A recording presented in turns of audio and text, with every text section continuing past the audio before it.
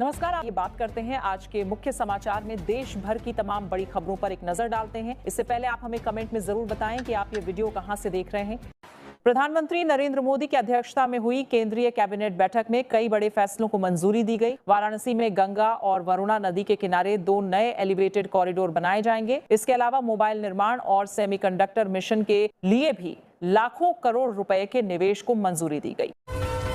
सोनम बाजू का आमरण अनशन लगातार जारी है और उनकी भूख हड़ताल का 18वां दिन पूरा हो गया है। कई सामाजिक और राजनीतिक हस्तियों ने उनसे अनशन समाप्त करने की अपील की है, लेकिन उनकी मांगों को लेकर अब तक कोई समाधान नहीं निकल पाया है। पंजाब कांग्रेस में लंबे समय से चल रही गुटबाजी के बीच पार्टी नेतृत्व ने साफ कर दिया है कि राजा वड्डिंग ही प्रदेश कांग्रेस अध्यक्ष बने रहेंगे। पंजाब प्रभारी भूपेश बघेल ने नेतृत्व परिवर्तन की मांग को खारिज करते हुए कहा कि पार्टी का नेतृत्व बदलना कोई गुड्डे गुड़ियों का खेल नहीं है और संगठन को स्थिरता की जरूरत है।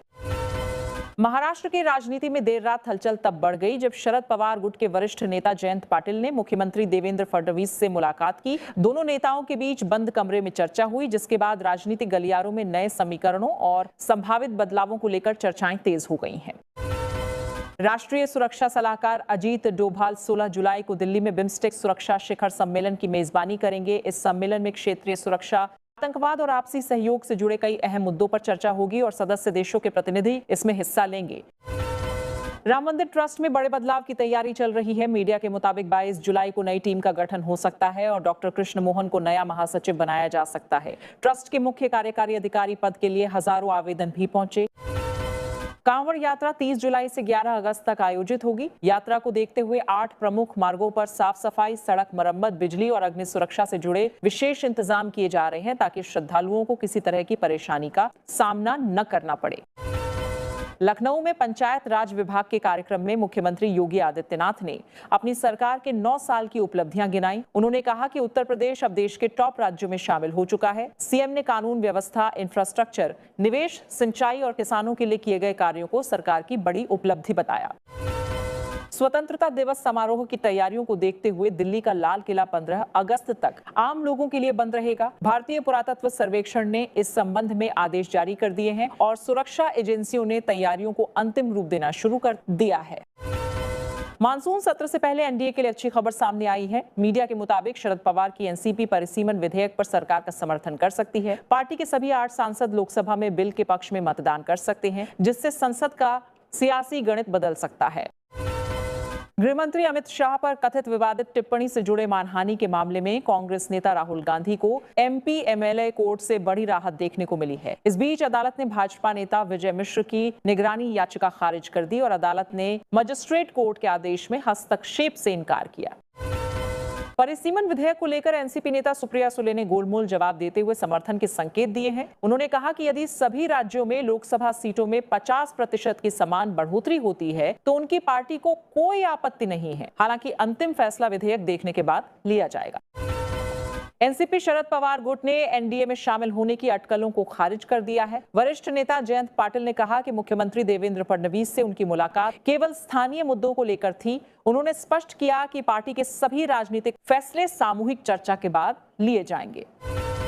महाराष्ट्र के उप मुख्यमंत्री एकनाथ शिंदे ने परिसीमन विधेयक का विरोध करने वाले दलों पर निशाना साधते हुए कहा कि जो राजनीतिक दल इस प्रक्रिया का समर्थन नहीं करेंगे उनका हाल पश्चिम बंगाल जैसा हो सकता है। उन्होंने कहा कि देशहित के मुद्दों पर राजनीति करने के बजाय सभी दलों को एकजुट होकर फैसला लेना चाहिए।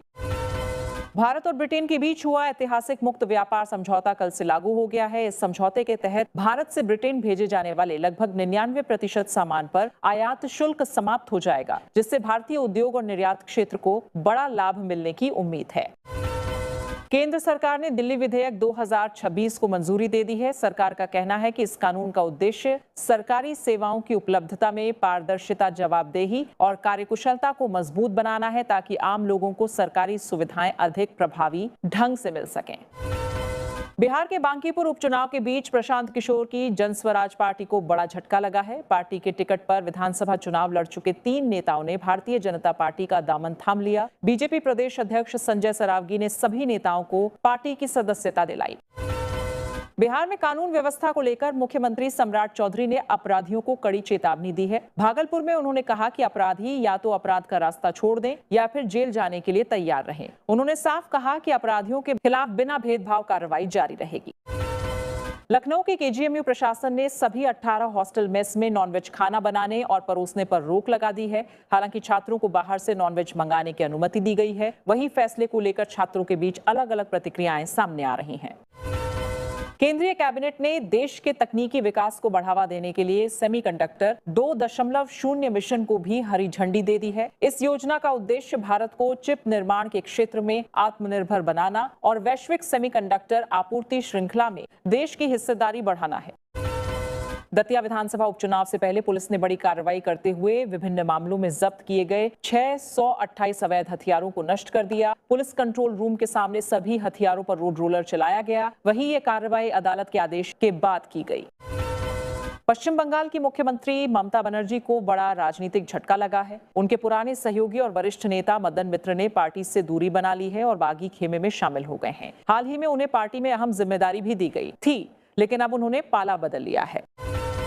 महाराष्ट्र सरकार ने किसानों को बड़ी राहत देते हुए 48,000 करोड़ रुपए के पुराने बिजली बिल माफ करने का फैसला किया है। मुख्यमंत्री देवेंद्र फडणवीस ने घोषणा की कि 7.5 हॉर्स पावर तक के कृषि बिजली कनेक्शनों के बकाया बिल माफ किए जाएंगे ताकि किसान नई शुरुआत कर सके।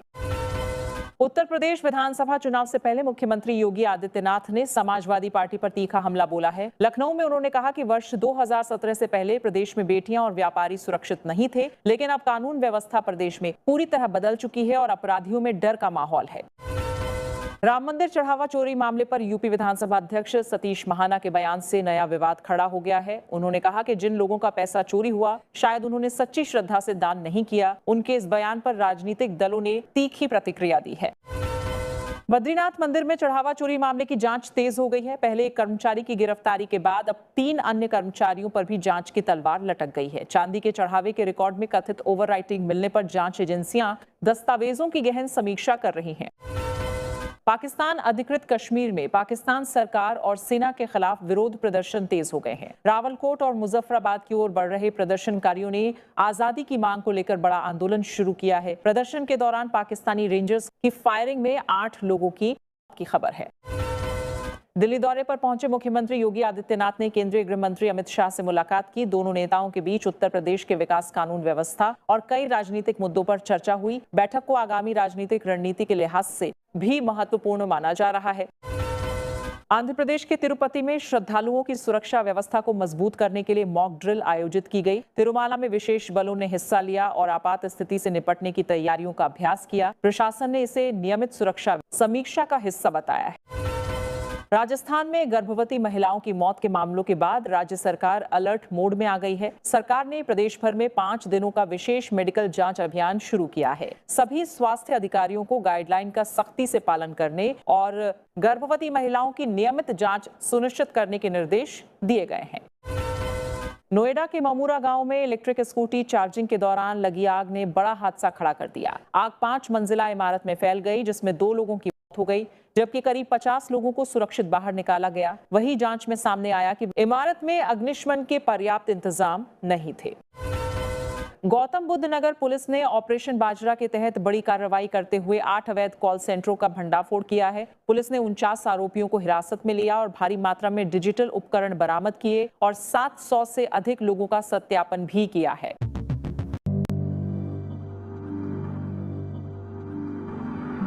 ऐसी ही सच्ची और तेज खबरों के लिए इंडिया 10 भारतवर्ष को सब्सक्राइब करें।